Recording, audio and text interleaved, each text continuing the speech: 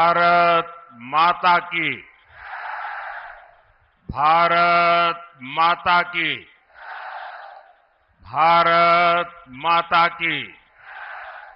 राधे राधे।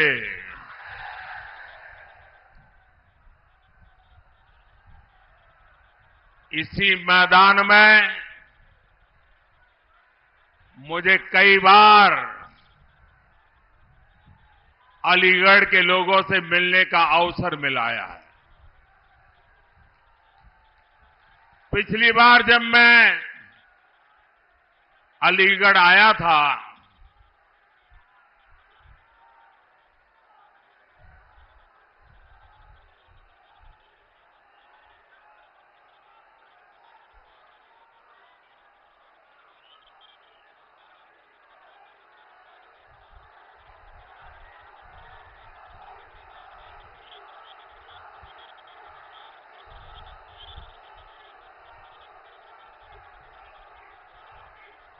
आपका मन भर जाए फिर मैं बोलना शुरू करूं।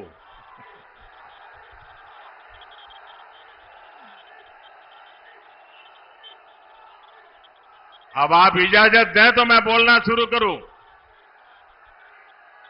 अब आप इजाजत दें तो बोलना शुरू करूं।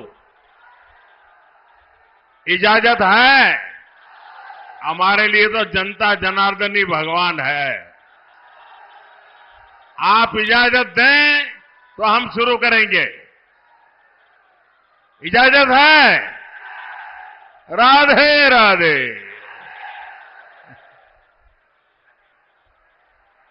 मैं पहले भी अलीगढ़ आया हूं और पिछली बार जब मैं अलीगढ़ आया था तब मैंने आप सबको अनुरोध किया था कि सपा और कांग्रेस के परिवारवाद, भ्रष्टाचार और तुष्टीकरण की फैक्ट्री में ताला लगा दीजिए।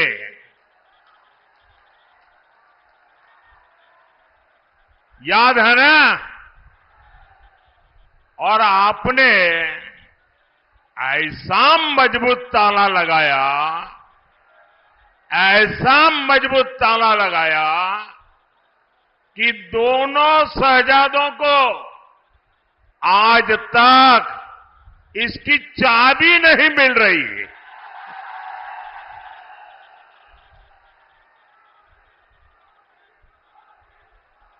आज मैं अलीगढ़ की जनता को, हाथरस के मेरे भाई बहनों को फिर एक बार प्रार्थना करने आया हूं, आपका आशीर्वाद लेने आया हूं। और मेरी आपसे प्रार्थना यह है कि अच्छे भविष्य की, विकसित भारत की चाबी भी आप ही के पास है। अब देश को गरीबी से पूरी तरह से मुक्त करने का समय आ गया है। अब देश को भ्रष्टाचार से पूरी तरह मुक्त कराने का समय आ गया है। अब देश को परिवारवादी राजनीति से मुक्त कराने का समय आ गया है। और इसके लिए जरूरी है फिर एक बार, फिर एक बार, फिर एक बार साथियों, इस बार अलीगढ़ में 26 अप्रैल को और हाथरस में 7 मई को मतदान है। आपको अलीगढ़ से मेरे छोटे भाई सतीश गौतम जी को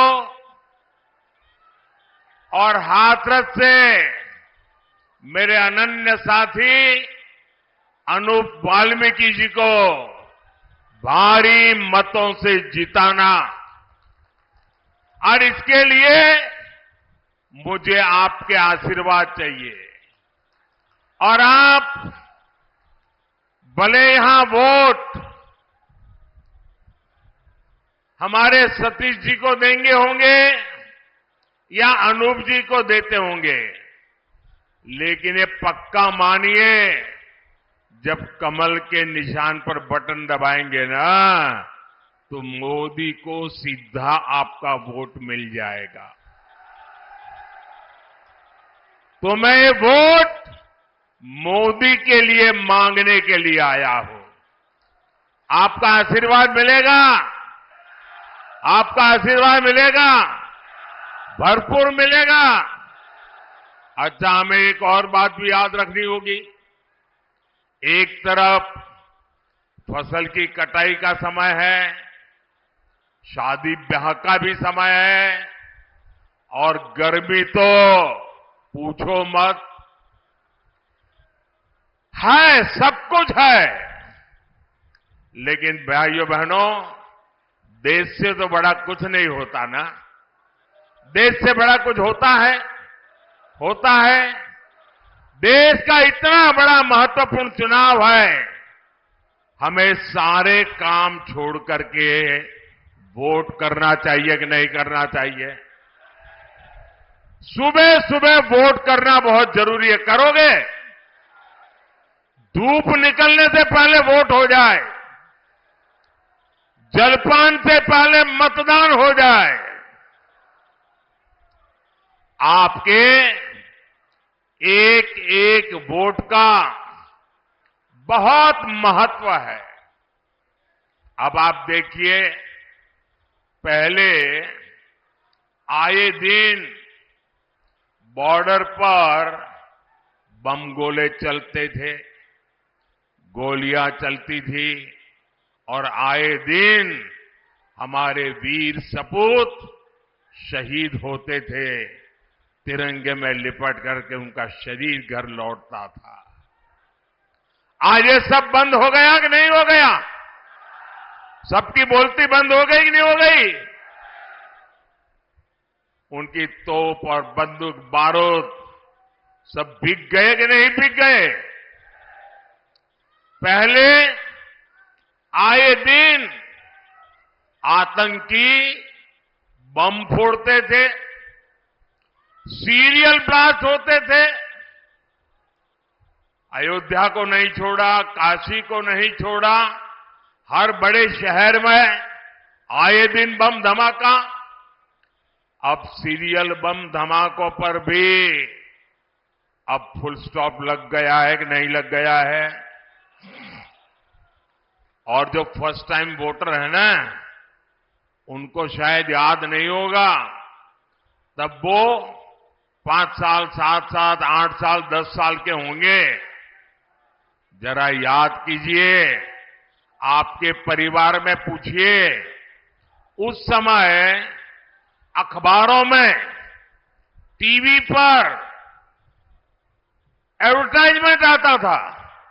और एडवर्टाइजमेंट क्या होता है कि कहीं पर भी कोई लावारिस चीज दिखाई दे तो उसके दूर रहना, उससे छूना मत।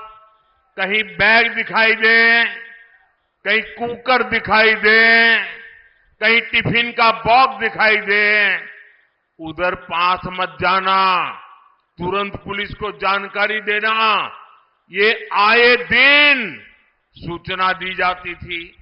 एयरपोर्ट पे जाओ तो इसका अनाउंसमेंट होता था, रेलवे स्टेशन पर जाओ उसका अनाउंसमेंट होता था, बस स्टेशन पर जाओ अनाउंसमेंट होता था कि लावारिस चीजों को हाथ में लगाओ। इन मेरे फर्स्ट टाइम वोटर है ना, तब बहुत छोटे थे, उनको मालूम नहीं होगा।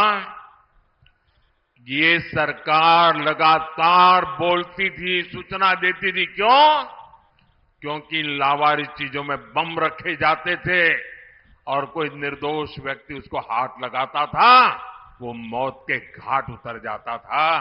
भाइयों बहनों, ये मोदी योगी का कमाल है, ये सारा बंद हो गया। हुआ कि नहीं हुआ? शांति मिली कि नहीं मिली? और जब शांति मिलती है तो सुरक्षा मिलती है तो विकास होता है कि नहीं होता है? पहले आर्टिकल 370 के नाम पर जम्मू कश्मीर में अलगाववादी शान से जीते थे और हमारे फौजियों पर पत्थर चलाते थे। अब इन सब पर फुल स्टॉप लग गया कि नहीं लग गया? लग गया कि नहीं लग गया? पहले अलीगढ़ में भी आए दिन कर्फ्यू लगता था। अगल बगल के लोगों को अलीगढ़ आना है तो फोन करके पूछते थे, भाई शांति है ना, मैं आऊं तो चलेगा ना? शादी की तारीख तय करनी हो तो पूछते थे, यार कहीं दंगा हो जाए, ऐसे इलाके में शादी नहीं करेंगे, कहीं और करेंगे। ये हाल था कि नहीं था? ये गया कि नहीं गया? ये योगी जी ने करके दिया है आपको। साथियों, दंगे, हत्या, गैंग वॉर, फिरौती, ये सब तो सपा सरकार का ट्रेडमार्क ही था। यही उनकी पहचान थी और उनकी राजनीति भी उसी से चलती थी।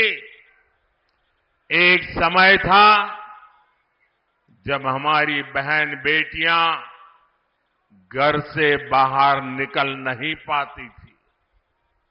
योगी जी की सरकार में अपराधियों की हिम्मत नहीं है कि वो नागरिकों का अमन चैन बिगाड़े। साथियों, कांग्रेस, सपा जैसी पार्टियों ने हमेशा तुष्टीकरण की राजनीति की और मुसलमानों के राजनीतिक, सामाजिक, आर्थिक उत्थान के लिए कभी कुछ नहीं किया। और जब मैं पसमंदा मुसलमानों की मुसीबत की चर्चा करता हूं तो इनके बाल खड़े हो जाते हैं, क्योंकि ये ऊपर के लोगों ने मलाई खाई है और ये पसमंदा मुसलमानों को भी उसी हालत में जीने के लिए इन लोगों ने मजबूर कर दिया है।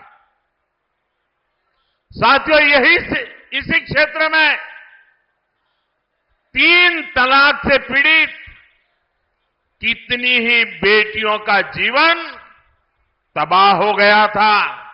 और सिर्फ बेटियों का नहीं, और 3 तलाक के कारण मुसीबत में आई उस बेटी, उसके पिता, भाई, परिवार सब परेशान हो जाते थे। अब मोदी ने 3 तलाक के खिलाफ कानून बनाकर उनका जीवन भी सुरक्षित किया है।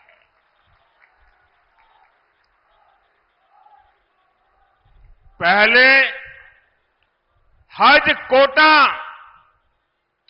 कम होने की वजह से कितनी मारामारी होती थी, उसमें भी रिश्वतखोरी चलती थी और ज्यादातर रसूखदार लोग ही हज जाने का मौका पाते थे। मैंने सऊदी अरब के क्राउन प्रिंस से आग्रह किया था कि हमारे भारत के मुसलमान भाई बहनों के लिए हज का कोटा बढ़ाएं। आज न सिर्फ भारत का हज का कोटा बढ़ा है, बल्कि वीजा नियमों को भी आसान बनाया गया है। सरकार ने एक बहुत बड़ा अहम फैसला लिया। पहले हमारी मुस्लिम माताएं बहनें अकेली हज करने जाएं, जा नहीं सकती थी। सरकार ने महिलाओं को बिना महरम हज जाने की अनुमति भी दी और मुझे हजारों ऐसी बहनें आशीर्वाद दे रही है जिनका हज जाने का सपना पूरा हुआ। साथियों, कांग्रेस, सपा जैसी भ्रष्ट पार्टियों ने आपके परेशानियों को उनकी कभी परवाह नहीं की। गरीब को पैसे देकर भी पूरा राशन नहीं मिलता था, बिचौलिए ही लूट लेते थे। आज अलीगढ़ और हाथरस के लाखों साथियों को मुफ्त राशन मिल रहा है। इतना ही नहीं, पूरा राशन मिल रहा है। अलीगढ़ और हाथरस के लाखों परिवारों को आयुष्मान भारत योजना के तहत मुफ्त इलाज की सुविधा भी मिली है। अब मोदी की गारंटी है कि देश के हर परिवार में, आपके घर में जो बुजुर्ग माता पिता है, दादा दादी है, नाना नानी है, चाचा चाची है, अब उम्र के कारण और कोई तो काम कर नहीं पाते और उम्र के कारण कोई न कोई बीमारी आ ही जाती है। अब आपके डबल जिम्मा होता है, एक तो परिवार के बुजुर्गों को संभालना, दूसरा जिम्मा होता है अपने बच्चों का भविष्य बनाना, और उसमें अगर बुजुर्ग कोई बीमार हो गए तो सारा बोझ आप पर आ जाता है। ये मोदी है जिसको आपकी भी चिंता है और इसलिए मोदी ने गारंटी दी है कि आपके परिवार के 70 साल की ऊपर के आयु के कोई भी बुजुर्ग माता पिता को 5 लाख रुपए तक मुफ्त इलाज की चिंता ये बेटा करेगा। भाइयों बहनों, ये राशन मिल रहा है, इलाज मुफ्त में मिल रहा है, घर मिल रहे हैं, ये सब किसने किया? ये सब किसने किया? किसने किया? किसने किया? किसने किया? किसने किया? आपका जवाब गलत है। ये मोदी ने नहीं किया, ये आपके एक वोट ने किया है। आपके वोट की ताकत है जिसके कारण गरीब का भला हो रहा है। और इसलिए इसका जो पुण्य है ना, उस पुण्य के आप भी उतने ही हकदार हैं। भाइयों और बहनों, आजकल जब मैं कहता हूं कि 10 साल में जो किया वो तो ट्रेलर है, ट्रेलर। हमें तो बहुत सारा काम करना है। और जब मैं इतनी सारी बातें बताता हूं ना, तो ये सपा कांग्रेस वालों को समझ ही नहीं आता ये मोदी कहां ले जा रहा है। बोले पहले तो हम तू मैं राजनीति करते थे, अब मोदी इतनी बड़ी दुनिया की तरफ देश को ले जा रहा है, वो मोदी के साथ कदम ही नहीं मिला पा रहे। अभी क्षेत्र में देखिए, अलीगढ़ में हवाई अड्डा बन गया, पड़ोस में जेवर में इंटरनेशनल एयरपोर्ट बन रहा है, गाजियाबाद अलीगढ़ नेशनल हाईवे बन गया, अलीगढ़ कानपुर नेशनल हाईवे बन गया, हाथरस भी मथुरा बरेली एक्सप्रेसवे से जुड़ रहा है। अलीगढ़ और हाथरस दोनों रेलवे स्टेशन आधुनिक बनाए जा रहे हैं। ये एएमयू तो थी यहां, अब राजा महेंद्र प्रताप यूनिवर्सिटी का भी निर्माण पूरा होने वाला है। ऐसे ढेर सारे काम इस क्षेत्र में हुए हैं।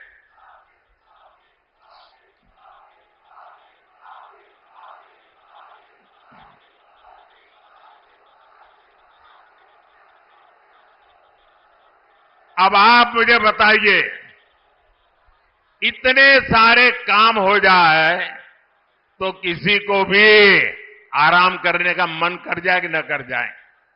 कर जाए कि न कर जाए? लेकिन ये मोदी है, आपके लिए जीता है, वो रुकना जानता नहीं है। और इसलिए क्योंकि मैंने तय किया है, आपका सपना ही मेरा संकल्प है। मेरा पल पल आपके नाम है। मेरा पल पल देश के नाम है। 24/7 फॉर 2047।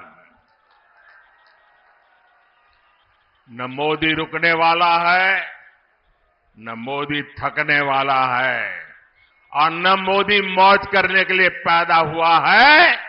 मोदी मेहनत के लिए पैदा हुआ है। वो आपके भविष्य के लिए, आपके बच्चों के भविष्य के लिए मेहनत करने में कोई कमी नहीं रखूंगा।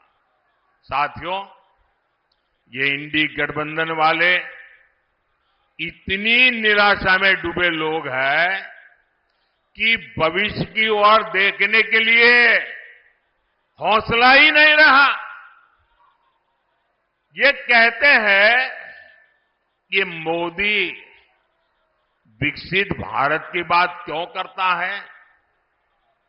ये कहते हैं मोदी भारत को तीसरी बड़ी आर्थिक ताकत बनाने की बात क्यों करता है? ये लोग अपने परिवार और सत्ता के लोभ के अलावा कुछ नहीं करते और जनता से छलावा करते रहते। साथियों, कांग्रेस और इंडी गठबंधन के एक और खतरनाक इरादे से मैं आज देश के लोगों को, अलीगढ़ के लोगों को आगाह कर रहा हूं। मैं देशवासियों को आगाह करना चाहता हूं। कांग्रेस और इंडी गठबंधन की नजर अब आपकी कमाई पर है, आपकी संपत्ति पर है। कांग्रेस के शहजादे का कहना है कि उनकी सरकार आई तो कौन कितना कमाता है, किसके पास कितनी प्रॉपर्टी है, किसके पास कितना धन है, किसके पास कितने मकान है, उसकी जांच कराएंगे। इतना ही नहीं, वो आगे कहते हैं कि ये जो संपत्ति है उनको सरकार अपने कब्जे में लेकर उसको सबको बांट देगी, ये कहते हैं। ये मैनिफेस्टो उनका कह रहा है।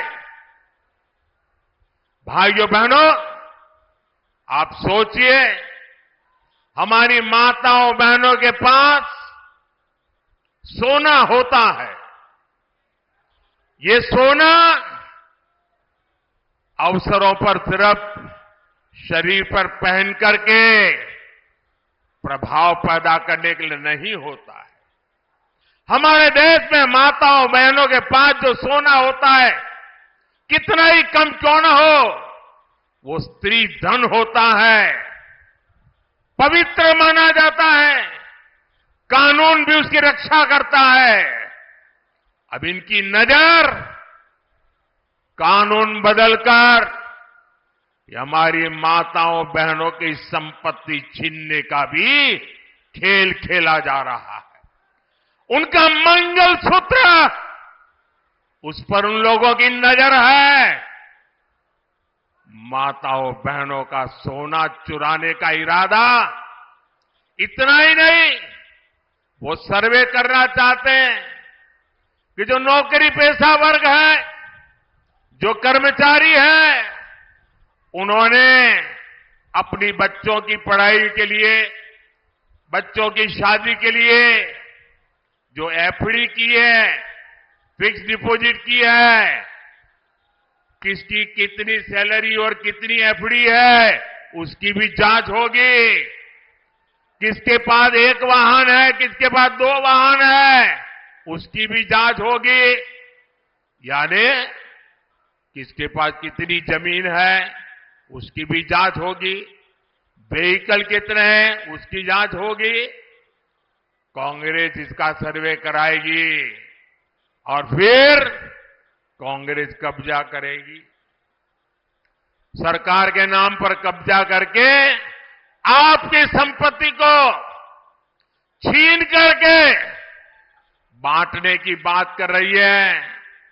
कांग्रेस यहां तक जाएगी, अगर आपका गांव में पुराना पैतृक घर है, बच्चों के भविष्य के लिए आपने शहर में मानो छोटा फ्लैट ले लिया, और अगर पता चला कि आपका गांव में भी एक घर है, तो 2 में से 1 छीन लेंगे कि आपको 2 की जरूरत नहीं है, जिसको नहीं उसको दे देंगे। कांग्रेस के लोग कहेंगे कि आपके पास गांव में एक घर तो पहले से ही है। ये माओवादी सोच है, ये कम्युनिस्टों की सोच है। ऐसा करके कितने ही देशों को वो पहले बर्बाद कर चुके हैं। अब यही नीति ये कांग्रेस पार्टी और इंडिया अलायंस भारत में लागू करना चाहती है। आपकी मेहनत की कमाई, आपकी संपत्ति पर कांग्रेस अपना पंजा मारना चाहती है। आपका स्त्री धन लूटना चाहती है। माताओं बहनों का मंगलसूत्र अब सलामत नहीं रहेगा, ये कांग्रेस ने कहा है। इन परिवारवादी लोगों ने देश के लोगों को लूटकर अपना इतना साम्राज्य बना लिया है। आज तक इन्होंने अपनी अकूट संपत्ति से देश के किसी गरीब को कुछ नहीं दिया। अब इनकी नजर देश के लोगों की संपत्ति पर पड़ गई है। साथियों, जनता के धन को लूटना, देश की संपत्ति को लूटने कांग्रेस अपना जन्मसिद्ध अधिकार समझती है। आपको याद होगा, देश आजाद हुआ तब से सेना की हर खरीद में घोटाले करने वाली कांग्रेस कभी भी यहां डिफेंस कॉरिडोर नहीं बनवा सकती। बीजेपी की वजह से अब हमारा यूपी आत्मनिर्भर भारत, आत्मनिर्भर सेना का बहुत बड़ा हब बनने जा रहा है। और जो लोग योगी जी की पहचान सिर्फ बुलडोजर से करते रहते हैं, मैं उनकी जरा आंखें खोलना चाहता हूं, उनकी आंखें खोलना चाहता हूं। उत्तर प्रदेश में आजादी के बाद जितना औद्योगिक विकास नहीं हुआ, वो अकेले योगी जी के कालखंड में हुआ है। 1 डिस्ट्रिक्ट 1 प्रोडक्ट का उनका मिशन आज पूरे देश में नई इज्जत बना रहा है। आपने सिर्फ बुलडोजर की बातें कही, अगर विकास को नई ऊंचाइयों पर कोई ले गया है तो योगी जी की सरकार ले गई है। और काशी के सांसद के नाते मैं उत्तर प्रदेश का सांसद हूं, ये मेरे भी माननीय मुख्यमंत्री है। मैं गर्व अनुभव करता हूं कि मेरे पास ऐसे साथी हैं।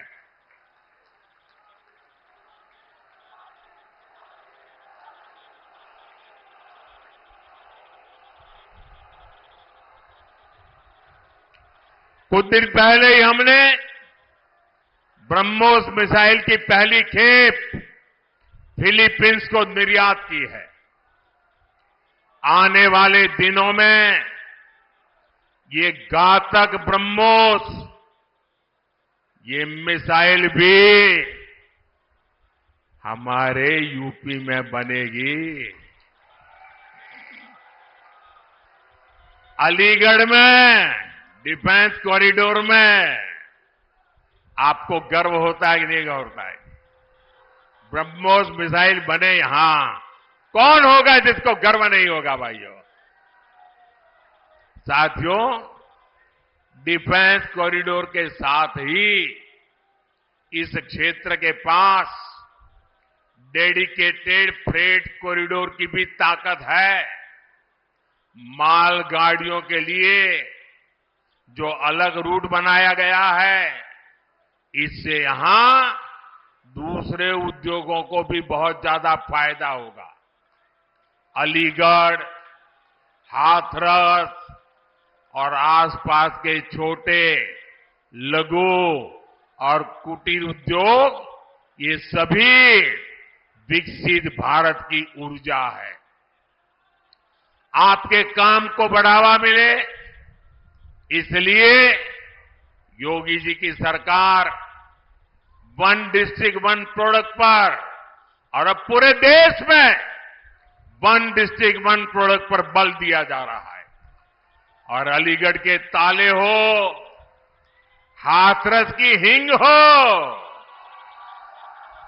मेटल उद्योग हो, गारमेंट उद्योग हो, गुलाल उद्योग हो, भाजपा सरकार हर उद्योग की ताकत बढ़ा रही है।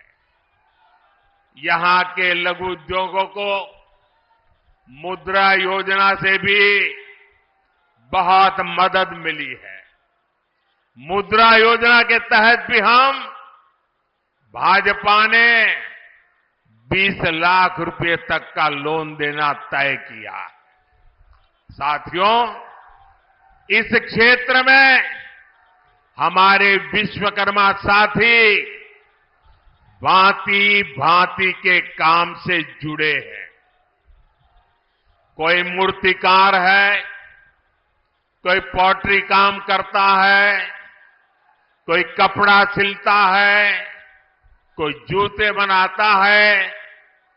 ऐसे मेरे सभी परिवारों के लिए 13,000 करोड़ रुपए की विशेष पीएम विश्वकर्मा योजना बनाई गई है।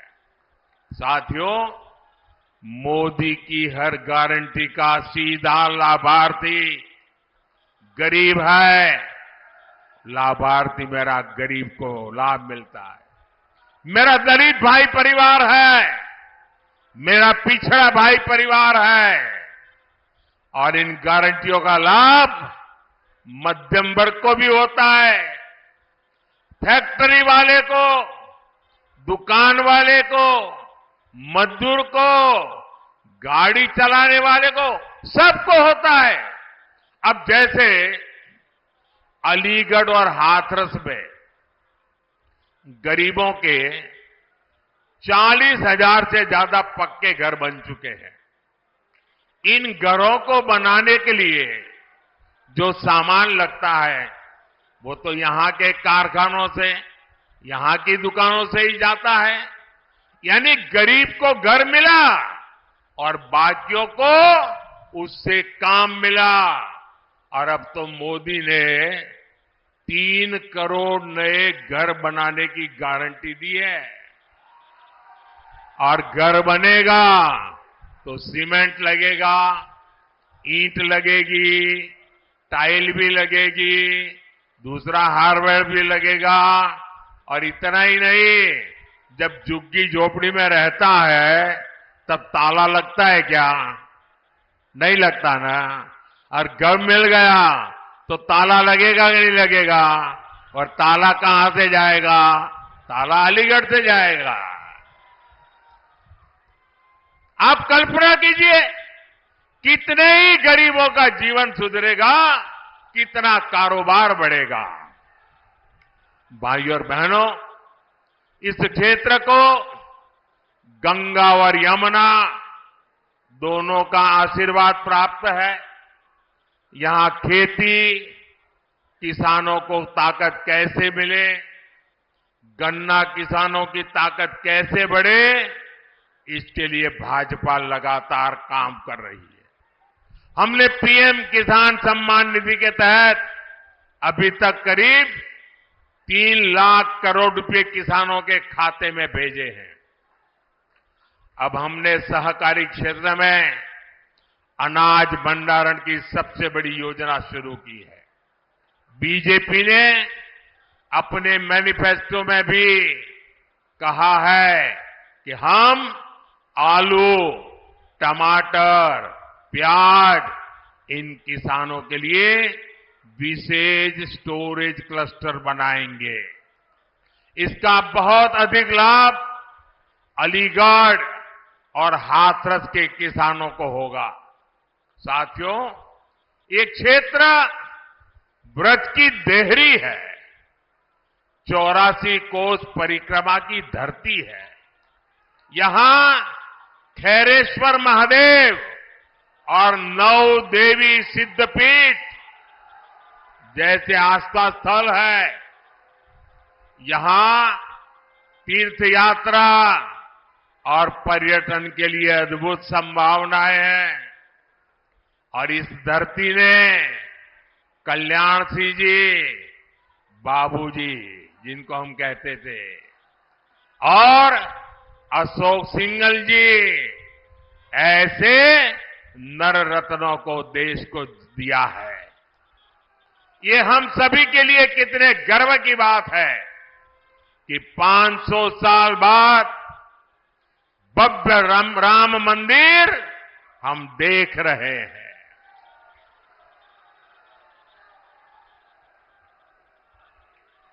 और जब भव्य राम मंदिर की बात आती है ना, तो उनकी नींद उड़ जाती है। उनको लगता है कि ये 70 साल तक हम रोक करके बैठे थे, ये मोदी क्या आ गया, इतने साल में ही कोर्ट से जजमेंट भी आ गया, मंदिर भी बनना शुरू हो गया, मंदिर बन भी गया, प्राण प्रतिष्ठा भी हो गई, रोज लाखों लोग आने भी लग गए। अब इनकी नींद उड़ गई है, मैं क्या करूं बताओ। और इसलिए इतने गुस्से में है, ये इतने गुस्से में है कि प्राण प्रतिष्ठा के निमंत्रण को ठुकरा दिया। कोई ऐसा करेगा क्या? करेगा क्या?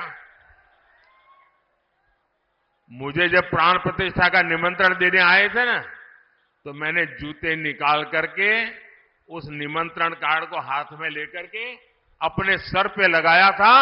मैं उसे मेरा भाग्य मानता था।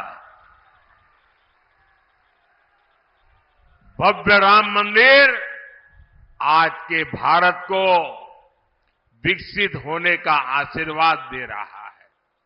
साथियों, अब आपको विकसित भारत बनाने के लिए भारत में एक मजबूत सरकार बनानी है।